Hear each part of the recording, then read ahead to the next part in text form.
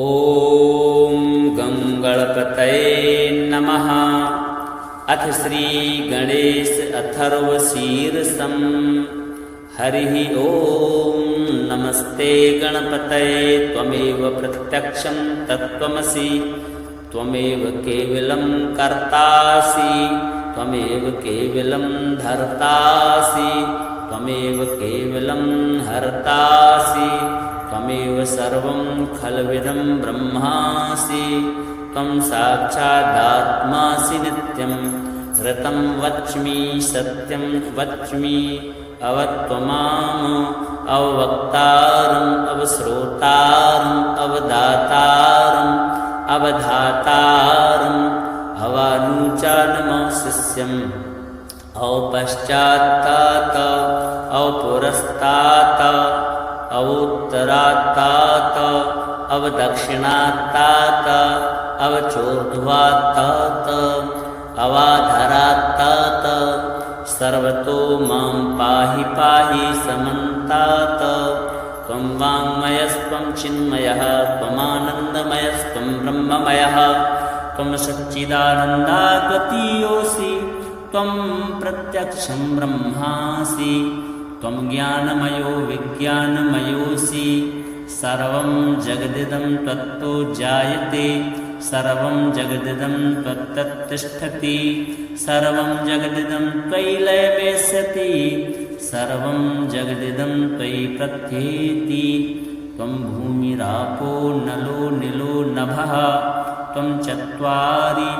वाक्पदानि त्वं गुणत्रयातीतः त्वं देहत्रयातीतः त्वं कालत्रयातीतः त्वं मूलाधारस्थितोऽसि नित्यं त्वं शक्तित्रयात्मकः त्वां योगिनो ध्यायन्ति नित्यं त्वं ब्रह्मा त्वं विष्णुस्त्वं रुद्रस्त्वम् इन्द्रस्त्वम् अग्निस्त्वं वायुस्त्वं सूर्यस्त्वं चन्द्रमस्त्वं ब्रह्मभूर्भुवः स्वरों गणादिं पूर्वमुच्चार्य वर्णादिं तदनन्तरम् अनुस्वारः परतरः अर्धेन्दुलसितं तारेणिरुद्धम् एतत्तव मनुष्यरूपं गकारः पूर्वरूपम् अकारो मध्यमरूपम् अनुस्वाराश्चान्त्यरूपं बिन्दुरुत्तररूपं नादः सन्धानं संहिता सन्धि सैषा गणेशविद्या गणकऋषिः निःसृतगायत्रीश्छन्दः गणपतिर्देवता। ॐ गं गणपतये नमः। एकदन्ताय विद्महे वक्रतुण्डाय धीमहि तन्नो दन्ती प्रचोदयात्। एकदन्तं चतुर्हस्तं पाशमङ्कुशधारिणम् अभयं वरदं हस्तैर्बिभ्राणं मूषकध्वजं रक्तं लम्बोदरं शूर्पो कर्णकं रक्तवाससं रक्तगन्धानुलिप्ताङ्गं रक्तपुष्पैः सुपूजितं भक्तानुकम्पिनं देवं जगत्कारणमच्युतम् आविर्भूतं च सृष्ट्यादौ प्रकृते पुरुषात् परम् एवं ध्यायति यो नित्यं स योगी योगिनां वरः। नमो रातपतये नमो गणपतये नमः प्रमथपतये नमस्तेस्तु लम्बोदरायैकदन्ताय विघ्नविनाशिने शिवसुताय श्रीवरदमूर्तये नमो नमः। हरिः ॐ नमस्ते गणपतये त्वमेव प्रत्यक्षं तत्त्वमसि त्वमेव केवलं कर्तासि त्वमेव केवलं धर्तासि त्वमेव केवलं हर्तासि त्वमेव सर्वं खल्विदं ब्रह्मासि त्वं साक्षादात्मासि नित्यं ऋतं वच्मि सत्यं वच्मि अवत्वमाम् अवक्तारम् अवश्रोतारम् अवदातारम् अवधातारम्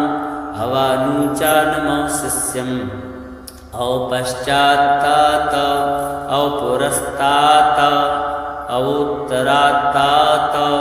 अवदक्षिणात्तात् अवचोर्ध्वात्तात् अवाधरात्तात् सर्वतो मां पाहि पाहि समन्तात् त्वं वाङ्मयस्त्वं चिन्मयः त्वमानन्दमयस्त्वं ब्रह्ममयः त्वं सच्चिदानन्दाद्वितीयोऽसि त्वं प्रत्यक्षं ब्रह्मासि त्वं ज्ञानमयो विज्ञानमयोऽसि सर्वं जगदिदं त्वत्तो जायते सर्वं जगदिदं त्वत्तत्तिष्ठति सर्वं जगदिदं त्वयि लयमेष्यति सर्वं जगदिदं त्वयि प्रत्येति त्वं भूमिरापो नलो निलो नभः त्वं चत्वारि वाक्पदानि त्वं गुणत्रयातीतः त्वं देहत्रयातीतः त्वं कालत्रयातीतः त्वं मूलाधारस्थितोऽसि नित्यं त्वं शक्तित्रयात्मकः त्वां योगिनो ध्यायन्ति नित्यं त्वं ब्रह्मा त्वं विष्णुस्त्वं रुद्रस्त्वम् इन्द्रस्त्वम् अग्निस्त्वं वायुस्त्वं सूर्यस्त्वं चन्द्रमस्त्वं ब्रह्म भूर्भुवः स्वरोम गणादिं पूर्वमुच्चार्य वर्णादिं तदनन्तरम् अनुस्वारः परतरः अर्धेन्दुलसितं तारेणिरुद्धम् एतत्तव मनुष्यरूपं गकारः पूर्वरूपम् अकारो मध्यमरूपम् अनुस्वाराश्चान्त्यरूपं बिन्दुरुत्तररूपं नादः सन्धानं संहिता सन्धिः सैषा गणेशविद्या गणकऋषिः निःसृतगायत्रीश्छन्दः गणपतिर्देवता ॐ गं गणपतये नमः एकदन्ताय विद्महे वक्रतुण्डाय धीमहि तन्नो दन्ती प्रचोदयात् एकदन्तं चतुर्हस्तं पाशमङ्कुशधारिणम् अभयं वरदं हस्तैर्बिभ्राणं मूषकध्वजं रक्तं लम्बोदरं शूर्पं कर्णकं रक्तवाससं रक्तगन्धानुलिप्ताङ्गं रक्तपुष्पैः सुपूजितं भक्तानुकम्पिनं देवं जगत्कारणमच्युतम् आविर्भूतं च सृष्ट्यादौ प्रकृते पुरुषात् परम् एवं ध्यायते यो नित्यं स योगी योगिनां वरः नमो रातपतये नमो गणपतये नमः प्रमथपतये नमस्तेस्तु लम्बोदरायैकदन्ताय विघ्नविनाशिने शिवसुताय श्रीवरदमूर्तये नमो नमः। हरिः ॐ नमस्ते गणपतये त्वमेव प्रत्यक्षं तत्त्वमसि त्वमेव केवलं कर्तासि त्वमेव केवलं धर्तासि त्वमेव केवलं हर्तासि त्वमेव सर्वं खल्विदं ब्रह्मासि त्वं साक्षादात्मासि नित्यं ऋतं वच्मि सत्यं वच्मि अवत्वमाम् अववक्तारम् अवश्रोतारम् अवदातारम् अवधातारम् अवानुचानमशिष्यम् अवपश्चात्तात् अवपुरस्तात् अवोत्तरात्तात् अवदक्षिणात्तात् अवचोर्ध्वात्तात् अवाधरात्तात् सर्वतो मां पाहि पाहि समन्तात् त्वं वाङ्मयस्त्वं चिन्मयः त्वमानन्दमयस्त्वं ब्रह्ममयः त्वं सच्चिदानन्दाद्वितीयोऽसि त्वं प्रत्यक्षं ब्रह्मासि त्वं ज्ञानमयो विज्ञानमयोऽसि सर्वं जगदिदं त्वत्तो जायते सर्वं जगदिदं त्वत्तत्तिष्ठति सर्वं जगदिदं त्वयि लयमेष्यति सर्वं जगदिदं त्वयि प्रत्येति त्वं भूमिरापो नलो निलो नभः त्वं चत्वारि वाक्पदानि त्वं गुणत्रयातीतः त्वं देहत्रयातीतः त्वं कालत्रयातीतः त्वं मूलाधारस्थितोऽसि नित्यं त्वं शक्तित्रयात्मकः त्वां योगिनो ध्यायन्ति नित्यं त्वं ब्रह्मा त्वं विष्णुस्त्वं रुद्रस्त्वम् इन्द्रस्त्वम् अग्निस्त्वं वायुस्त्वं सूर्यस्त्वं चन्द्रमस्त्वं ब्रह्मभूर्भुवः स्वरों गणादिं पूर्वमुच्चार्य वर्णादिं तदनन्तरम् अनुस्वारः परतरः अर्धेन्दुलसितं तारेणिरुद्धम् एतत्तव मनुष्यरूपं गकारः पूर्वरूपम् अकारो मध्यमरूपम् अनुस्वाराश्चान्त्यरूपं बिन्दुरुत्तररूपं नादः सन्धानं संहिता सन्धि सैषा गणेशविद्या गणकऋषिः निःसृतगायत्रीश्छन्दः गणपतिर्देवता ॐ गं गणपतये नमः एकदन्ताय विद्महे वक्रतुण्डाय धीमहि तन्नो दन्ती प्रचोदयात् एकदन्तं चतुर्हस्तं पाशमङ्कुशधारिणम् अभयं वरदं हस्तैर्बिभ्राणं मूषकध्वजं रक्तं लम्बोदरं शूर्पं कर्णकं रक्तवाससं रक्तगन्धानुलिप्ताङ्गं रक्तपुष्पैः सुपूजितं भक्तानुकम्पिनं देवं जगत्कारणमच्युतम् आविर्भूतं च सृष्ट्यादौ प्रकृते पुरुषात् परम् एवं ध्यायति यो नित्यं स योगी योगिनां वरः नमो रातपतये नमो गणपतये नमः प्रमथपतये नमस्तेस्तु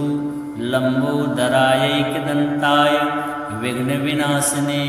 शिवसुताय श्रीवरदमूर्तये नमो नमः।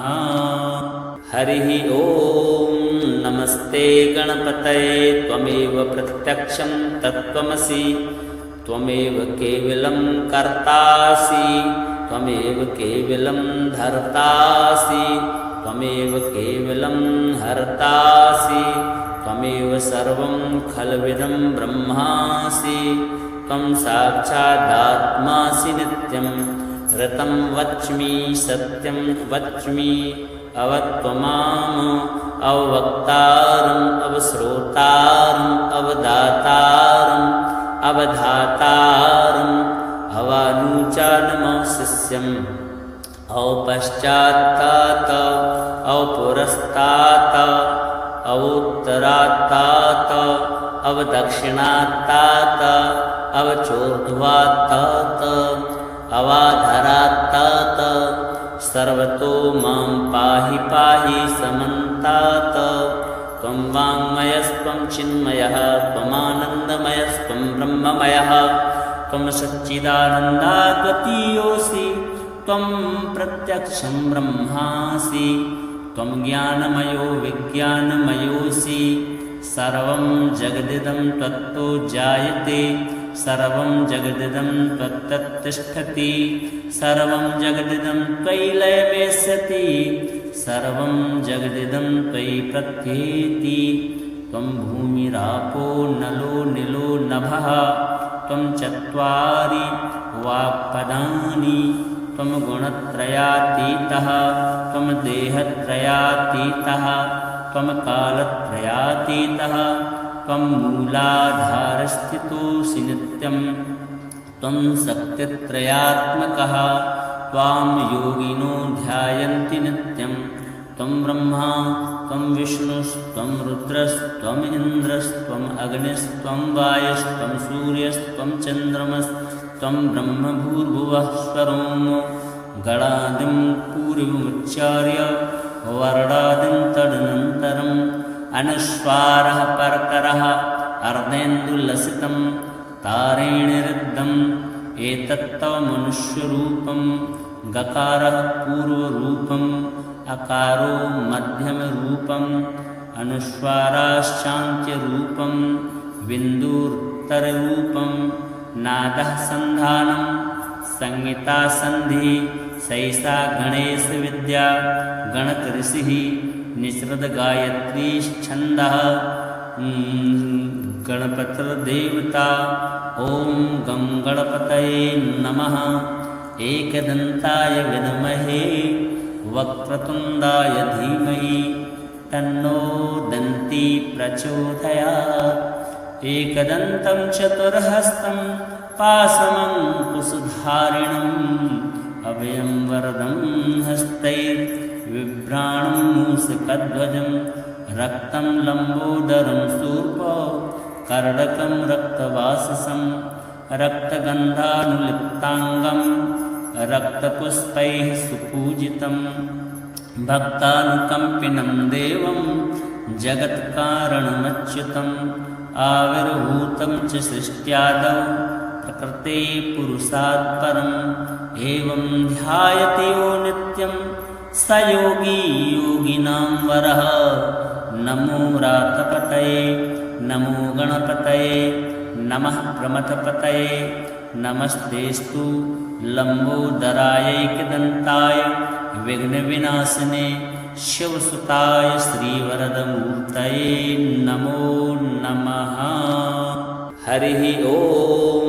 नमस्ते गणपतये त्वमेव प्रत्यक्षं तत्त्वमसि त्वमेव केवलं कर्तासि त्वमेव केवलं धर्तासि त्वमेव केवलं हर्तासि त्वमेव सर्वं खल्विदं ब्रह्मासि त्वं साक्षादात्मासि नित्यं ऋतं वच्मि सत्यं वच्मि अवत्वमाम् अवक्तारम् अवश्रोतारम् अवदातारम् अवधातारम् अवानुचानमशिष्यम् औपश्चात्तात औपुरस्तात अवोत्तरात्तात अवदक्षिणात्तात अवचोर्ध्वात्तात अवाधरात्तात सर्वतो मां पाहि पाहि समन्तात। त्वं वाङ्मयस्त्वं चिन्मयः त्वमानन्दमयस्त्वं ब्रह्ममयः त्वं सच्चिदानन्दाद्वितीयोऽसि त्वं प्रत्यक्षं ब्रह्मासि त्वं ज्ञानमयो विज्ञानमयोऽसि सर्वं जगदिदं त्वत्तो जायते सर्वं जगदिदं त्वत्तत्तिष्ठति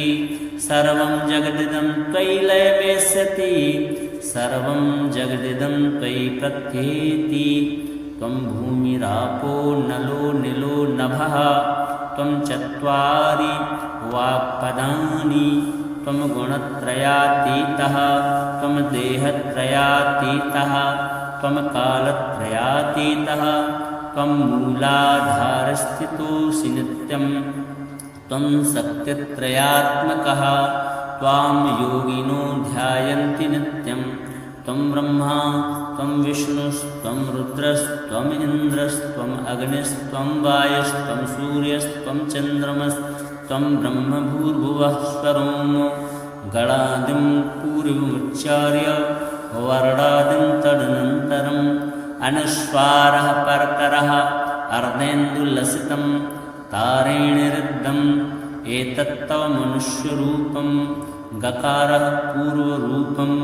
अकारो मध्यमरूपम् अनुस्वाराश्चान्त्यरूपं बिन्दुरुत्तररूपं नादः सन्धानं संहिता सन्धि सैषा गणेशविद्या गणकऋषिः निसृतगायत्री छन्दः गणपतिर्देवता ॐ गं गणपतये नमः। एकदन्ताय विद्महे वक्रतुण्डाय धीमहि तन्नो दन्ती प्रचोदयात्। एकदन्तं चतुर्हस्तं पाशमङ्कुशधारिणम् अभयं वरदं हस्तैर्बिभ्राणं मूषकध्वजं रक्तं लम्बोदरं शूर्पं कर्णकं रक्तवाससं रक्तगन्धानुलिप्ताङ्गं रक्तपुष्पैः सुपूजितं भक्तानुकम्पिनं देवं जगत्कारणमच्युतम् आविर्भूतं च सृष्ट्यादौ प्रकृते पुरुषात् परम् एवं ध्यायति यो नित्यं स योगी योगिनां वरः। नमो व्रातपतये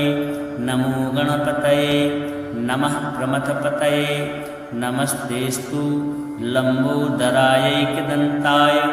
विघ्नविनाशिने शिवसुताय श्रीवरदमूर्तये नमो नमः। हरिः ॐ नमस्ते गणपतये त्वमेव प्रत्यक्षं तत्त्वमसि त्वमेव केवलं कर्तासि त्वमेव केवलं धर्तासि त्वमेव केवलं हर्तासि त्वमेव सर्वं खल्विदं ब्रह्मासि त्वं साक्षादात्मासि नित्यं ऋतं वच्मि सत्यं वच्मि अवत्वमाम् अवक्तारम् अवश्रोतारम् अवदातारम् अवधातारम् अवानुचानमशिष्यम् औपश्चात्तात औपुरस्तात अवोत्तरात्तात अवदक्षिणात्तात